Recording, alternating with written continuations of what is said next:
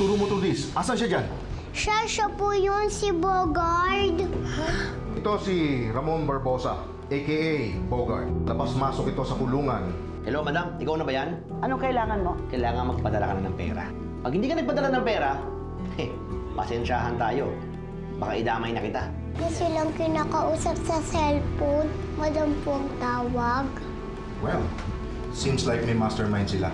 At kung walang personal na motibo sina Johnny at Bogart, malamang itong mismong si Madam na tinutukoy nila ang may interes sa pagpatay kay Trudis. Anong nangyari sa investigasyon?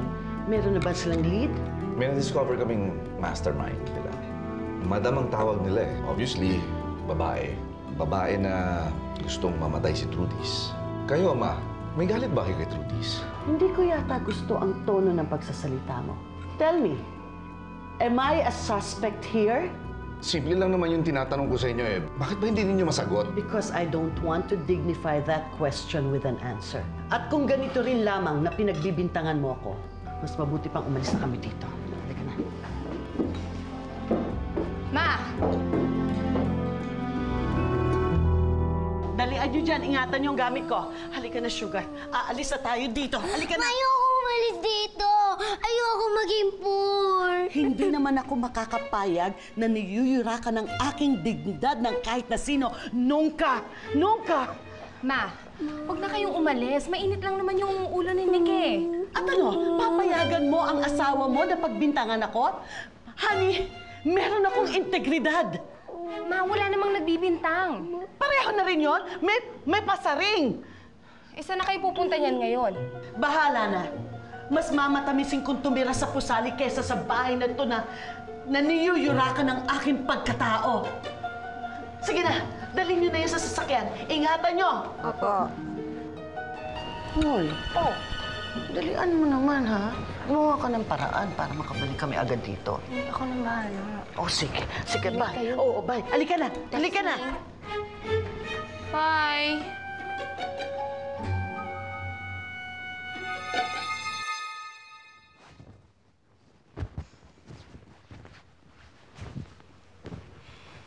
Han? Galit ka ba? Manhid ka ba? Oo, galit ako. Oh, bakit ka nagagalit? I can't believe na after all napakisamang ginawa ni Mami kay Trudis. Pinagbintangan mo pa. Sweetheart, hindi ko siya pinagbibintangan. Nagtanong lang naman ako eh. Siya ang nag-react, siya ang umalis. Palibasa, hindi mo nanay eh. Kaya wala kang pakialam. Pero si Trudis na hindi mo naman anak, kung pagmalasakitan mo, ganun-ganun na lang. Nick, buong oras at panahon mo binigay mo na dun sa bata. Nakalimutan mo na yatang meron kang asawa. Sweetheart, walang ibang aasahan yung bata. Kawawa naman. Pero nakatulong ka na, Nick. Di ba dapat tapos na? Bakit nakasama pa si Mami sa gulong to? Uulitin ko hindi ko pinagbintangan si Mami.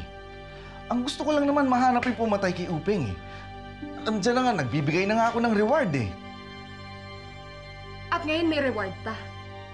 Magkano na naman yan, Nick? Magkano na naman ilalabas mong pera? It's just 1 million.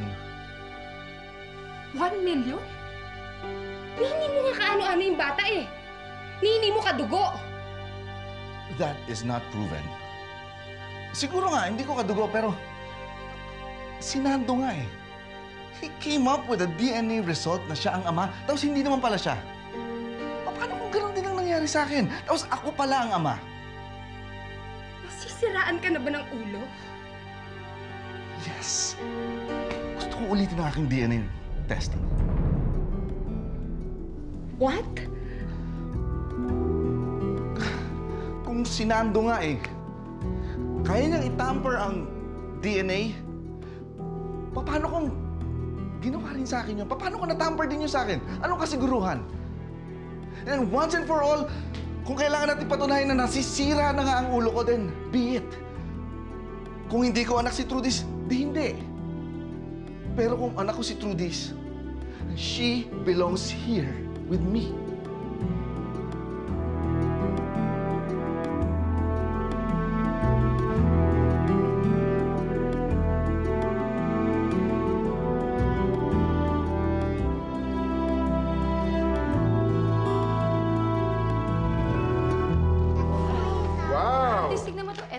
Ayos na yan. Aba, para kang chikong manligaw ang aga-aga. Pero salamat ha, salamat. Wala ka naman. Ay, baka sakali lang po ako na dahil maaga, nandito si Chen. Ronnie, pasensya ka na talaga. Busy-busy lang kasi talaga ako sa investigasyon. Okay lang. Buti nga, maski pa paano, mabilis umusad ang kaso. Anong ibig mo sabihin? Hindi niyo pa ho nakikita ito. Ang alin?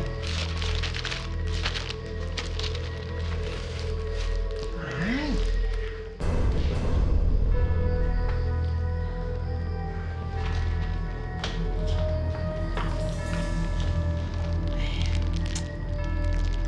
Trudy, salika, tignan mo nga to.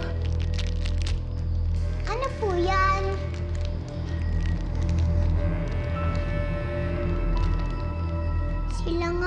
Sila nga po yun. Nagbigay na ho si Sir Nick ng 1 milyong pabuya sa kung sino mang makakahanap ng 2 suspect. Kung kulang pa yon, handa akong dagdagan yun. Para lang mahuli yung mga taong pumatay kay Upeng. Wow! Bigatan po si Sir Ronnie. Salamat. Salamat, Ronnie.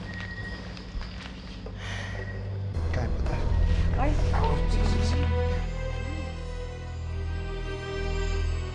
Bogart! Tingnan mo to. May nakapatong na sa ulo natin 1 milyon. Bogart, tingnan mo. Oh. Ba? Oo nga, no. Anong gagawin natin ngayon?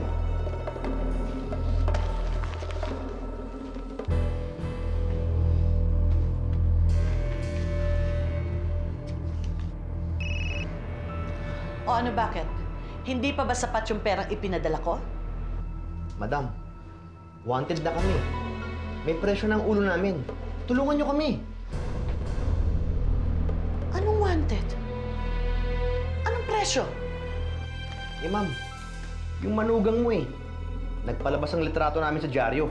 At may pabuya pang 1 milyon. Hindi ko alam yan. Pwes, tulungan niyo kami. Dahil kapag kami nahuli, pasensyahan tayo. Damay-damay na lang.